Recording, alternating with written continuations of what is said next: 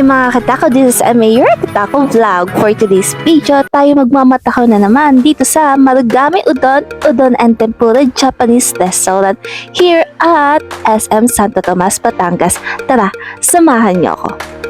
Bali mga katao, pagpasok ko pala makikita mo yung mga menu nila at nandito nga pala yung mga iba't ibang side dishes na like tempura and onigiri at dito ka magbabayad ng mga order mo at magsasabi ng order mo.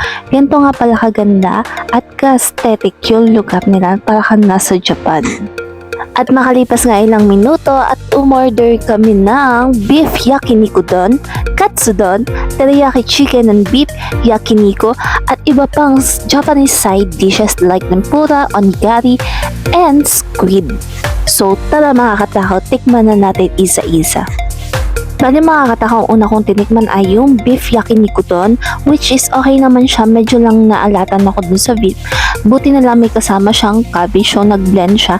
And then ang next ko naman ay yung katsudon na may pork siya at yung masarap na sauce at itlog, which is pag kinonbine mo yung parehas, napakasarap. Ito yung pinaka-bet ko dito sa mga na-order ko. And then ang next ko naman ay yung teriyaki chicken beef yakiniku, which is ito naman medyo nagustuhan ko din, malasa yung beef. Ang masarap dito ay yung kimchi rice nila, which is nag-blend din doon sa itlog na malasado. So tara mga katakaw, sulitin ko lang yung mga rice meal ko.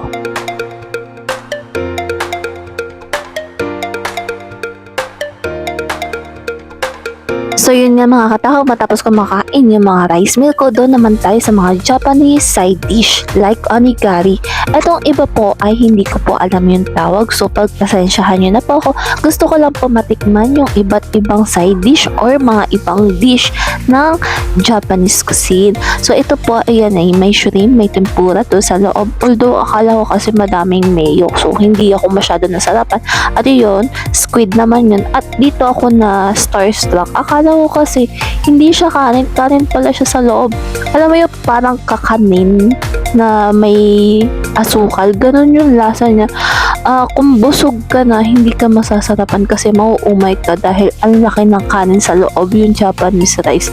So doon sa mga mahihilig kumain ng kanin yan, goods to. Ayun nga mga katao, kung Japanese restaurant ang hanap mo at mahilig ka sa mga Japanese side dish, try nyo po dito.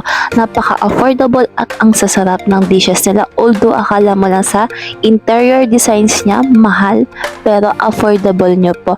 At yun lang mga katakaw, thank you for watching. Please like, share, and follow to my YouTube channel and FB page. Yun lang mga katakaw, bye-bye!